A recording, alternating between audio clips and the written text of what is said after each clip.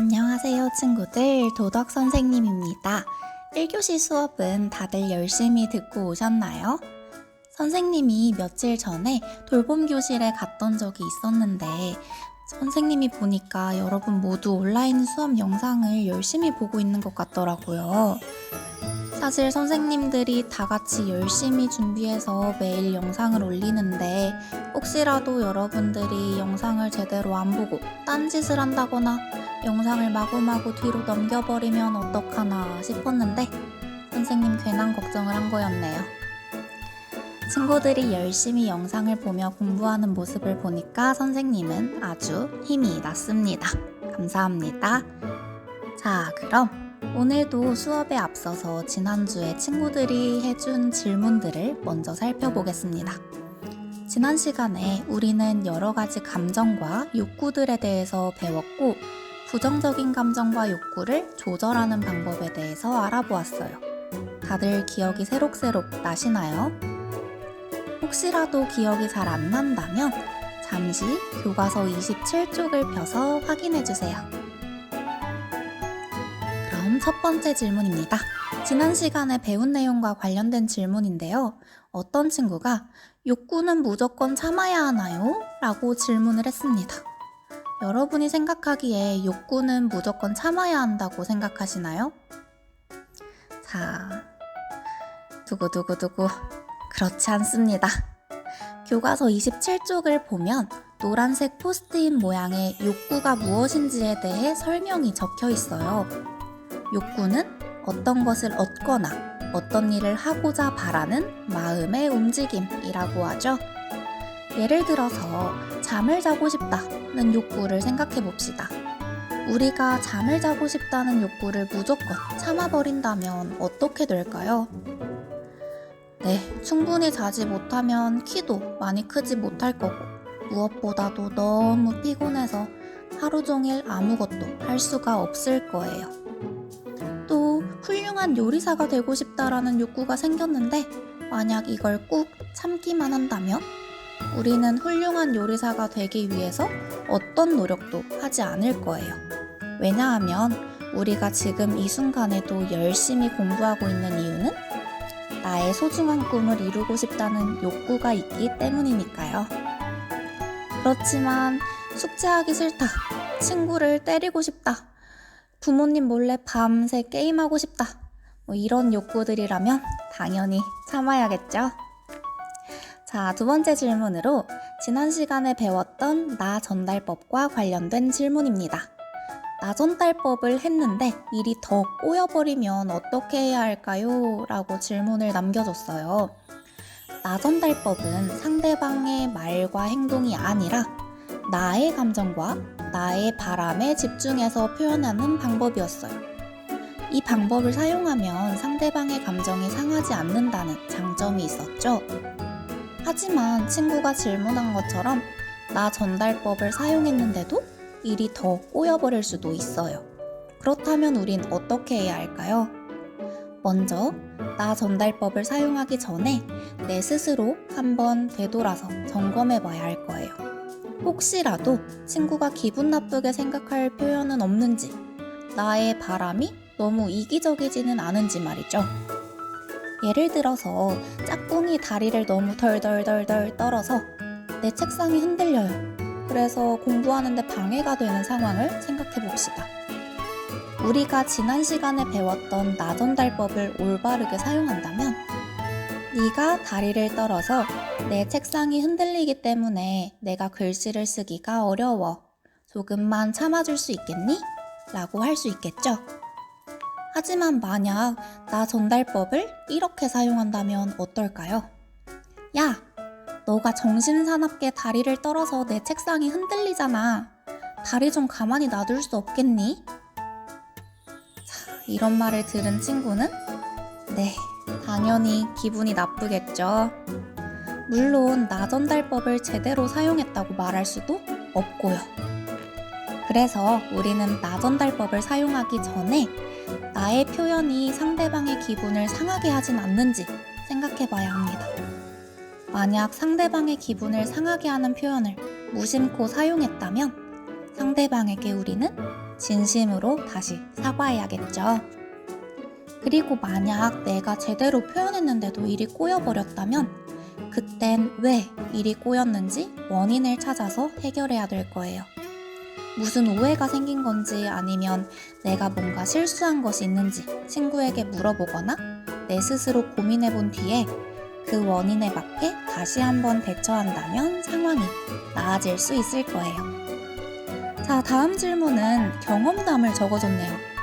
오빠 때문에 화가 많이 나는데 처음엔 참고 용서했지만 몇 년이 지나도록 계속 그러니까 조절이 안 돼서 고민이래요. 이 질문은 뭔가 공감하는 친구들이 많이 있을 것 같은데요.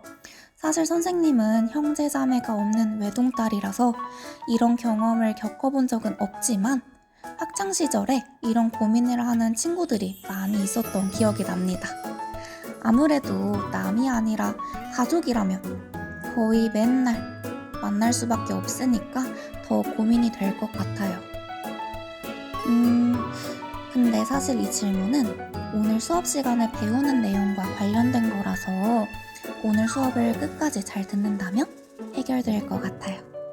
오늘 배운 질문을 잘 기억해뒀다가 나중에 한번 실천해 보시길 바랍니다.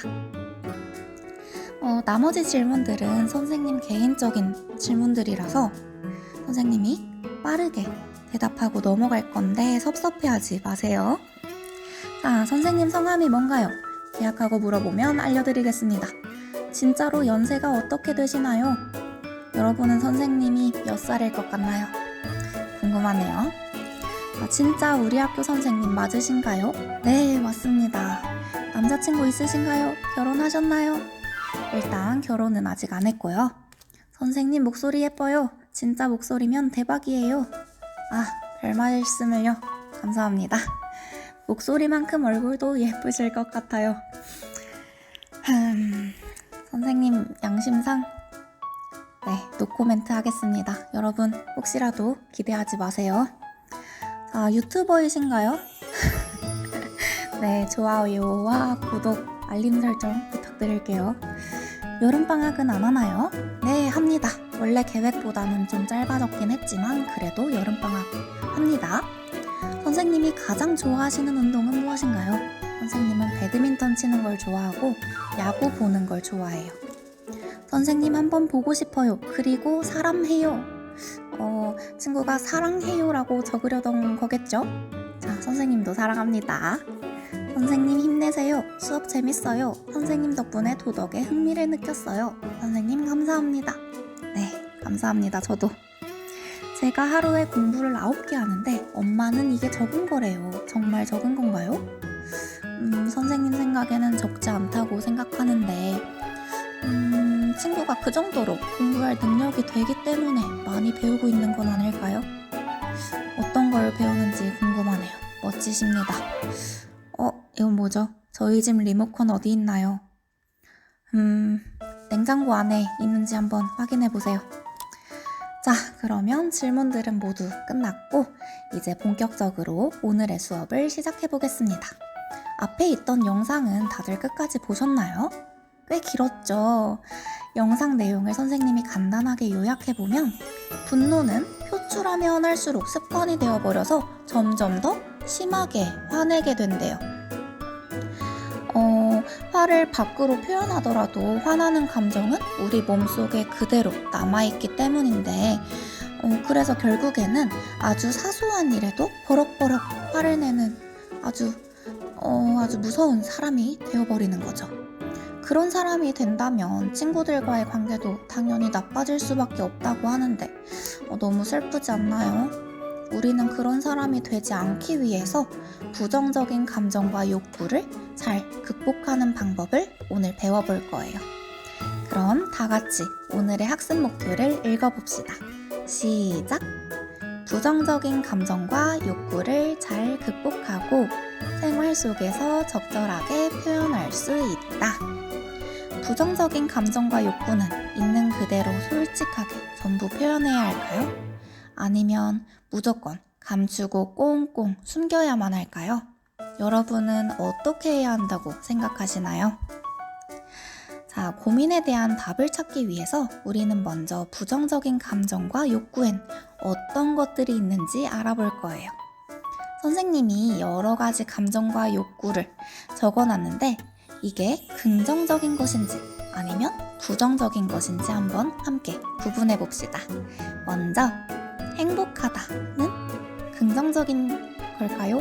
부정적인 걸까요? 네, 긍정적인 감정이에요. 그렇다면 짜증난다는 어디에 해당할까요? 네, 그렇죠. 부정적인 감정이에요. 그럼 만족스럽다는? 네, 만족한다는 건 긍정적인 감정이죠. 다음, 괴롭히고 싶다. 네, 이걸 긍정적이라고 생각하는 친구 없겠죠? 부정적인 욕구입니다. 그럼 포기하고 싶다는? 네, 잘했어요. 이것도 부정적인 욕구죠. 노력하고 싶다는? 네, 긍정적인 욕구입니다. 도전하고 싶다도? 네, 긍정적인 욕구죠. 마지막, 화난다. 부정적인 감정입니다. 아주 잘했어요. 어떤 감정과 욕구가 부정적인 것들인지 구분이 이제 잘 되셨나요? 자신이나 다른 사람을 괴롭게 하는 것, 그리고 마땅히 해야 할 것을 하지 않는 것 등 이런 것들이 전부 부정적인 감정과 욕구입니다. 그럼 부정적인 감정과 욕구에 대해 정리했으니까 이제 교과서를 한번 볼까요? 교과서 34쪽, 35쪽을 펴주세요. 아직 교과서가 준비되지 않은 친구는 잠시 일시정지를 누르고 교과서를 준비해주세요. 네, 다들 교과서 피셨나요? 교과서 34에서 35쪽을 보면 덕이의 일기라는 글이 있어요. 영상을 잠시 멈추고 교과서 속의 글을 스스로 읽어보세요. 네, 다 읽었나요? 혹시라도 교과서가 없는 친구가 있을까봐 선생님이 글의 내용을 간단하게 요약해봤어요. 함께 확인해봅시다. 먼저 덕이는 부모님과 했던 약속을 어기고 오랫동안 게임을 했어요. 참다 못한 부모님이 끄라고 말씀하셨는데 덕이는 게임을 멈추긴 했지만 기분이 나빴대요. 그 다음에 덕이는 학교에서 음악시험이 단솔 불기라는 것을 들었어요.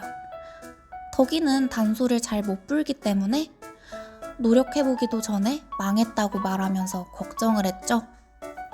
마지막으로 이렇게 기분이 나빴던 덕이의 책상을 실수로 친구인 지혜가 치고 지나갔어요. 지혜는 일부러 그런 게 아니라며 덕이에게 사과했지만 덕이는 물건이 떨어졌다면서 화를 냈죠. 모두 글의 내용 잘 이해하셨나요? 그럼 이번엔 교과서 속의 질문들에 하나씩 답해봅시다. 덕이는 세 가지 일을 겪으면서 어떤 감정과 어떤 욕구를 느꼈나요? 잠시 일시정지를 누르고 교과서에 여러분의 생각을 적어보세요. 다 적었나요? 선생님이라면 이렇게 적을 수 있을 것 같아요. 게임을 계속하고 싶다는 욕구를 느꼈고 연습조차 해보지 않고 망했다는 감정을 느꼈고 작은 실수에 화가 남을 느꼈어요. 자, 여러분도 선생님과 비슷하게 잘 적어주셨나요? 그럼 다음 질문으로 넘어가겠습니다. 만약 덕이가 계속 지금처럼 행동한다면 앞으로 덕이의 삶은 어떻게 될까요? 지금처럼 부모님과 약속을 지키지 않고 노력하기 전에 좌절해버리고 사소한 일에 버럭버럭 화를 낸다면 어떻게 될지 이번에도 잠시 영상을 멈추고 여러분의 생각을 교과서에 자유롭게 적어보세요. 혹시 잘 떠오르지 않는다면 먼저 봤던 영상의 내용을 한번 떠올려 보시면 도움이 될 것 같아요. 다 적었나요? 그럼 선생님의 답과 비교해 보세요.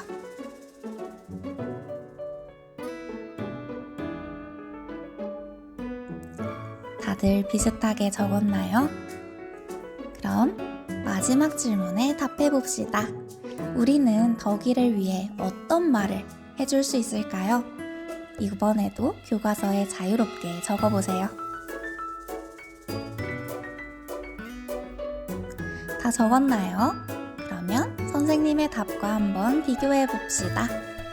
상황을 부정적으로 바라보면 행복하지 못하니까 긍정적으로 바라보라고 말해주면 좋을 것 같고, 자신 없다고 불평하기보다는 내 스스로 발전하기 위해 노력하는 자세를 가져보라고 말할 수도 있을 것 같아요.